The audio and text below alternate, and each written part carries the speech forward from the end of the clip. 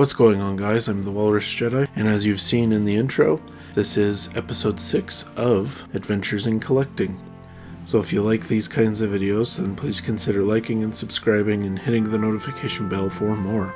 You can also support the channel on Patreon if you would like, link in the description. And without further ado, let's just get right to it. Alright, so first up is Barnes & Noble. So I went to look at the Star Wars section of Barnes & Noble, and I was just curious to see if the Essential Legends collection books have expanded. And as you can see, most of the Star Wars books on the shelf are Essential Legends collection. They still do have a few of the mass market paperback versions of books, but they're slowly getting rid of all of that stuff. And then after that, we went to Comics Plus.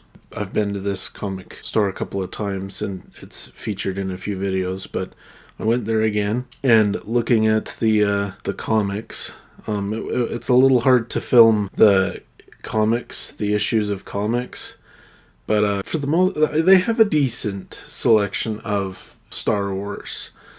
And at this comic book store, it looks like for the most part, they kind of combine the issues in series. So, for instance, Legacy, Star Wars Legacy. They had all the issues bundled together that you could buy. And I think there was Empire. There was a couple of different storylines from Tales of the Jedi. They do have single issues as well. It's kind of nice to be able to find the whole storyline and you just buy it in one go so you don't have to sit and piece it together over time. I found a few things.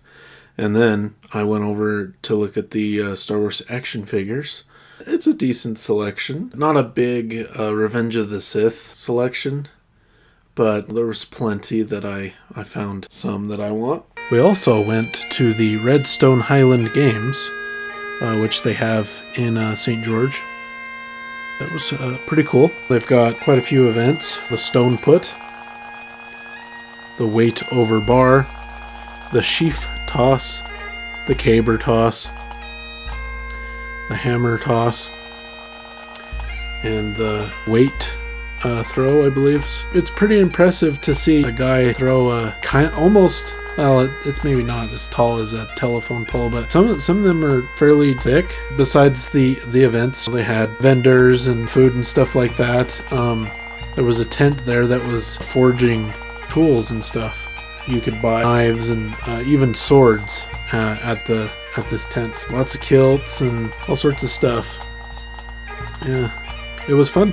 Yeah, a pretty straightforward little episode because that's it. And now let's get to the haul. So for Barnes & Noble, I got the book 2 of Stormlight Archives by Brandon Sanderson. And I recently read the first book and really liked it, so I decided to get the second one, and I'll probably read it this year, which does affect my plans for New Jedi Order, unfortunately, but I really want to read the book.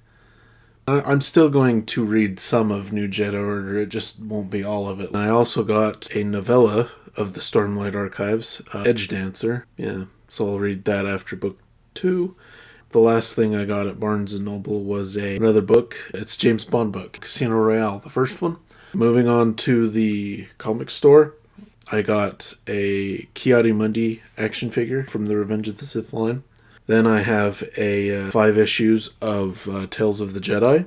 Then 2 Thor Epic collections, volumes 6 and 7 of in the Epic collections. And that's the haul. Not a lot, but I am glad that I found some Tales of the Jedi because I'm trying to get Tales of the Jedi, Dawn of the Jedi, the Old Republics, and then once I have all that stuff, I will begin reviewing comics on the channel, which I'm looking forward to. Well, that's the haul, so let me know what you thought of it in the comments down below, as well as share any of your recent acquisitions that you may have acquired. Don't forget to like and subscribe if you enjoyed, and until next time, thanks for watching.